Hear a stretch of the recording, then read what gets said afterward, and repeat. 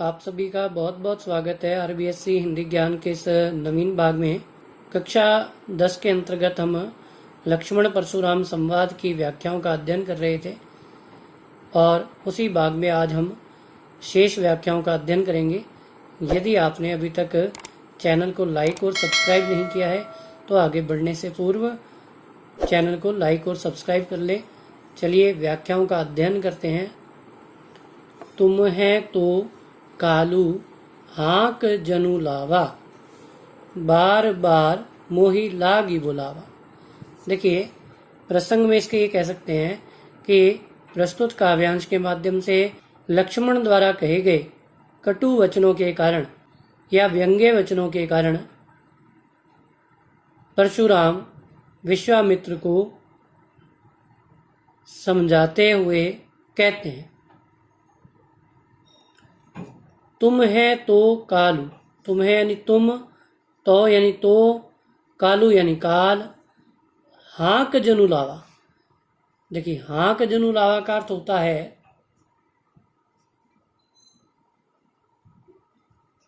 बलपूर्वक ले आना।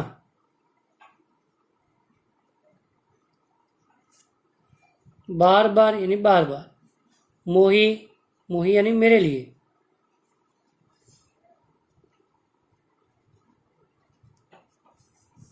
बुलावा यानी बुला रहे हैं।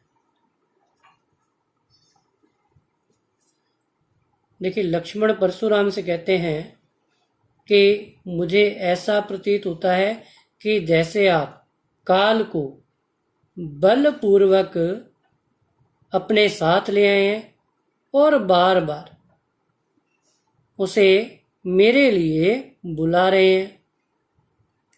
सुनत, सुनत यानी सुनकर, लखन यानी लक्ष्मण के वचन कठोरा, कठोरा यानी कटु वचनों, कठोर वचनों को सुनकर, लक्ष्मण के कठोर वचनों को सुनकर परशु सुधारी, परशु यानी परशुराम, सुधारी यानी भली प्रकार से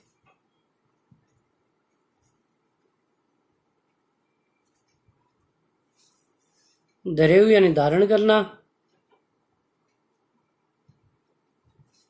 कर यानी हाथ, गोरा यानी भयंकर। कि लक्ष्मण के कठोर वचनों को सुनकर परशुराम अपने हाथों में भली प्रकार से अपने भयंकर फरसे को धारण करते हैं। अब जनी का अर्थ होता है नहीं या फिर मत, दे यानी देना, दोषु यानी दोष, मोही यानी मुझे, लोगु यानी लोग। लक्ष्मण के इन वचनों को सुनकर परशुराम कहते हैं कि अब मुझे यहाँ उपस्थित लोग दोष ना दें। कटुवादी बालकू बद जोगु। कटुवादी यानी कि कड़वा बोलने वाला, कटुवादी कड़वा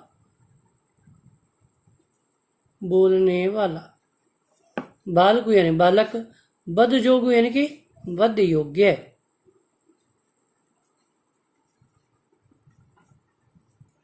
कि अब यहाँ उपस्थित लोग मुझे दोष ना दें क्योंकि यह कड़वा बोलने वाला बालक वध योग्य है। बाल बिलोकी, बिलोकी यानी कि जानकर या देख कर, कुछ भी कह लीजिए। बाल यानी बालक, बहुत मैं बांचा, बांचा यानी बचाया। कि अब तक परशुराम कहते हैं कि अब तक बालक जानकर इसे मैंने बहुत बचाया अथवा इसे नहीं मारा। अब यह मरण हार बहा साचा, सांचा यानी सत्य ही,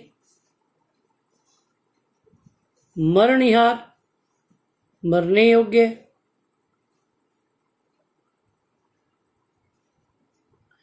कि अब यह सत्य ही मरने योग्य है। कौशिक कहा क्षमीय अपराधु। कि परशुराम के इन वचनों को सुनकर विश्वामित्र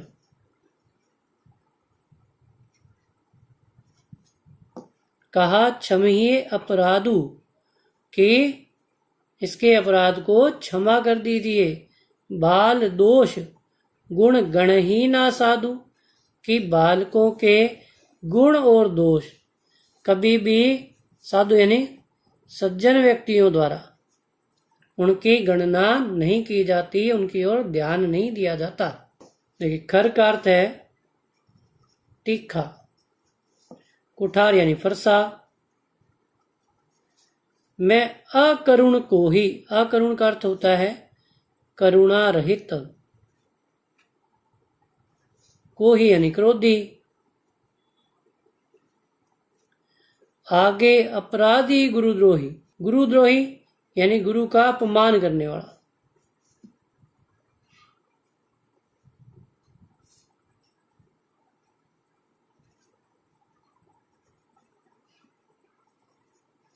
परशुराम विश्वामित्र से कहते हैं कि तुम यह भली भांति जानते हो कि मैं करुणा रहित हूं और अत्यधिक क्रोधी स्वभाव का हूं, और मेरे आगे मेरे गुरु का अपमान करने वाला अपराधी खड़ा है, और साथ ही साथ मैंने अपने हाथ में तीखा फरसा धारण कर रखा है। उत्तर देत छोड़ो बिन मारे, केवल कौशिक सील तुम्हारे, कि यह बार बार मुझे उत्तर दे रहा है, और उत्तर देने के बाद भी मैंने अभी तक इसे छोड़ दिया है। यह केवल तुम्हारे शील स्वभाव या शीतल स्वभाव के कारण ही है, अथवा मैंने तुम्हारे शीतल स्वभाव के कारण ही इसे अभी तक नहीं मारा है।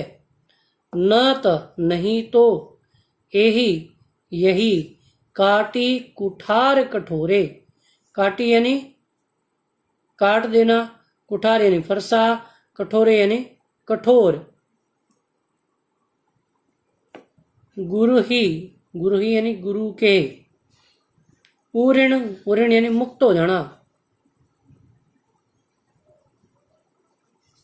होतो होना, श्रम यानी परिश्रम, थोड़े यानी कि थोड़े से।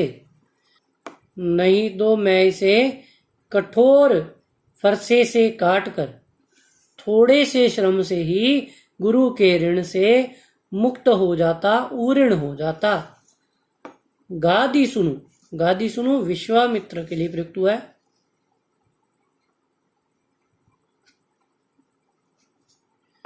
कह हृदय हसी, मुनि ही हरि अरई सूझ। देखिए, सूझ का अर्थ है दिखाई देना, कि परशुराम की इन बातों को सुनकर विश्वामित्र अपने मन ही मन में मुस्कुराते प्रसन्न होते हैं कि मुनि परशुराम को चारों ओर हरा ही हरा दिखाई दे रहा है। हरी हरई, हरा ही हरा दिखाई दे रहा है, अर्थात सब कुछ अपने वश में दिखाई दे रहा है। अयमय खांड न उखमय, अयमय का अर्थ है लोहे से निर्मित,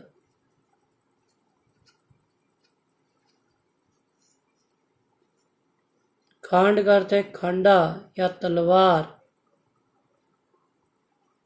न यानी नहीं, उखमे यानी गन्ने से निर्मित।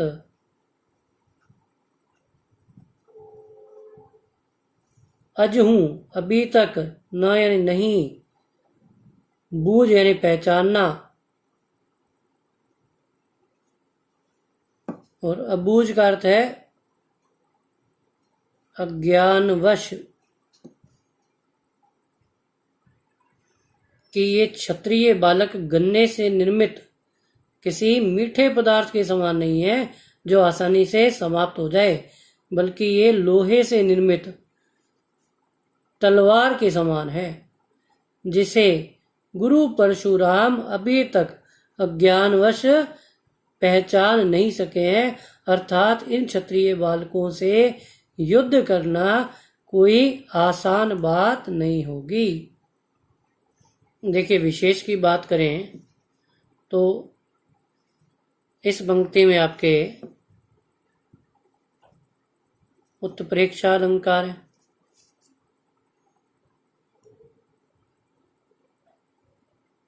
और मुहावरों का प्रयोग किया गया है। हाँक कर ले आना, हरा ही हरा दिखाई देना, ये मुहावरों का प्रयोग हुआ है। इसके साथ साथ बाल बिलो की बहुत में बांचा, यहाँ आपका अनुप्रास अलंकार है। इसके साथ साथ आप ये कह सकते हैं कि अवधी भाषा का प्रयोग किया गया है, तत्सम शब्दावली का प्रयोग किया गया है। देखिए अगली व्याख्या देखते हैं। केहू लखन मुनि शील तुम्हारा, को नहीं जान विदित संसारा।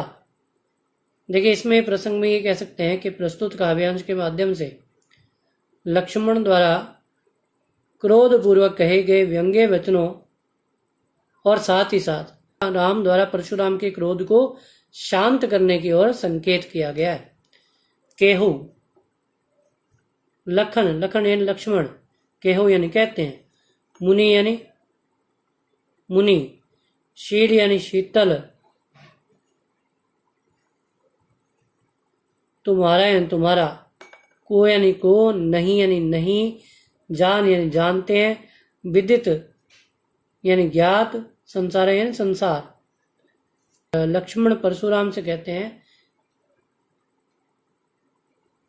कि आपके शील स्वभाव के बारे में भला इस संसार में कौन नहीं जानता।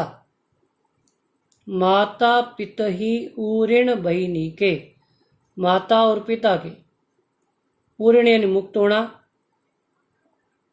भय यानी हो गए, नीके यानी अच्छे से। गुरु ऋणु रहा सोचु बड़ जी के, गुरु ऋणु यानी गुरु का ऋण, रहा यानी शेष रहा है, सोचु, सोचु यानी चिंता,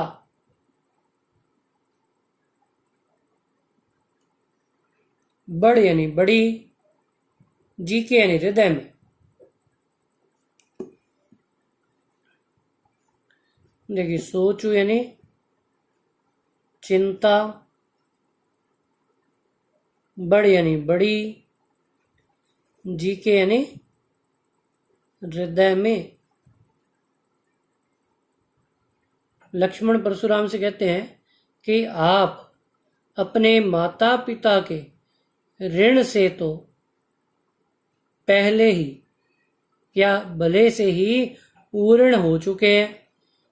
गुरु ऋणु रहा सोचु बड़ जी के अब केवल आपके ऊपर गुरु का ऋण ही शेष रह गया है, जिसकी चिंता आपको हृदय में सता रही है। सो जनु हमरे ही माथे काढ़ा, सो का अर्थ वह, हमरे ही यानी हमारे ही, माथे काढ़ा, माथे काढ़े का अर्थ होता है सिर पर मड देना, कि आपने, कि इसलिए आपने गुरु के ऋण को हमारे सिर पर मढ़ दिया है। दिन चली गए, चली गए यानी बीत गए, ब्याज बढ़ बाड़ा, कि जिस प्रकार मूलधन के दिवस बीत जाने के पश्चात उसका ब्याज बढ़ जाता है, उसी प्रकार गुरु का ऋण भी बढ़ गया होगा। अब आनीय व्यवहारिया बोली, इसलिए अब आनीय यानी कि बुला लीजिए, व्यवहारिया यानी कि हिसाब किताब करने वाले को,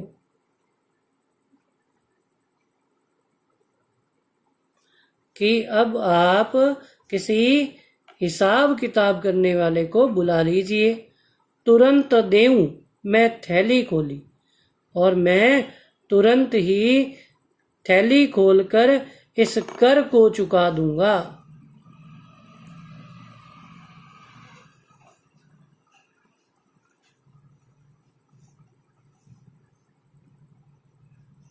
सुनी कटु वचन, कुठार सुधारा, कुठार यानी फरसा, सुधारा यानी कि भली प्रकार से ग्रहण कर लेना।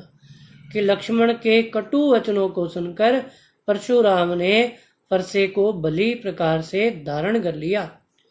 हाय हाय सब सभा पुकारा, और सभा में उपस्थित सभी जन रक्तपात के भय से हाय हाय की चित्कार करने लगे। भृगुवर परशु देखावहु मोही, विप्र बिचारी बंचऊ नृपद्रोही। लक्ष्मण ने परशुराम से कहा कि आप मुझे अपना फरसा दिखाकर डराना चाह रहे हैं, परंतु विप्र का अर्थ होता है ब्राह्मण, परंतु मैं आपको ब्राह्मण जानकर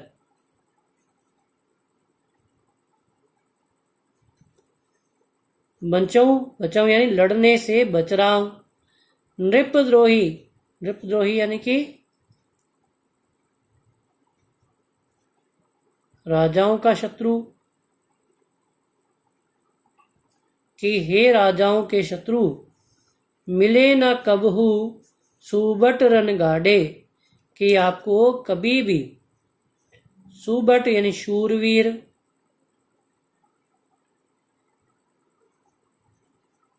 या फिर योद्धा, रण गाढ़े, कि आपको कभी भी रण क्षेत्र में वीर योद्धा नहीं मिले हैं, अथवा आपका कभी वीर योद्धाओं से सामना नहीं हुआ है। द्विज देवता, कि ब्राह्मण और देवता घर ही के बाड़े, कि आप केवल अपने घर के ही ब्राह्मण और देवता बने हुए हैं, घर में ही आप वीरता का प्रदर्शन करते हैं। अनुचित कही सब लोग पुकारे, कि सभा में उपस्थित सभी लोगों ने यह कहा कि लक्ष्मण ने यह अनुचित कहा है। रघुपति सयन ही लखनऊ ने वारे, देखिए रघुपति यानी राम, सयन ही यानी कि नेत्रों के प्रभाव से, लखनऊ यानी लक्ष्मण, नेवारे यानी कि रोका या मना किया। कि ऐसा होने पर राम ने अपने नेत्रों के माध्यम से संकेत करते हुए लक्ष्मण को रोक लिया। देखिए लखन उत्तर, कि लक्ष्मण के उत्तर, आहुति यानी कि यज्ञ में अग्नि को बढ़ाने वाली सामग्री, सरिस यानी के समान, भृगुवर यानी कि परशुराम, कोप यानी क्रोध, कृषाणु यानी अग्नि। कि लक्ष्मण के वचन या लक्ष्मण के द्वारा दिए जाने वाले प्रत्युत्तर परशुराम के क्रोध रूपी अग्नि को बढ़ाने का कार्य कर रहे थे। बढ़त देखी, इस क्रोध रूपी अग्नि को बढ़ते हुए देखकर जल सम, जल के समान, वचन यानी वचन बोले रघुकुल भानु, कि रघुकुल के सूर्य अर्थात राम के द्वारा परशुराम की क्रोध रूपी अग्नि को बढ़ता हुआ देखकर जल के समान शीतल वचनों का प्रयोग करते हुए उस क्रोध रूपी अग्नि को शांत करने का प्रयास करते हैं। देखिए विशेष की बात की जाए तो इस पंक्ति में आपके उपमा अलंकार है। देखिए हाय हाय शब्द का प्रयोग हुआ है, अर्थ एक ही है। पुनरुक्ति प्रकाश अलंकार है यहाँ पर। सुनी कटु वचन कुठार सुधारा, यहाँ पर आपका अनुप्रास अलंकार है।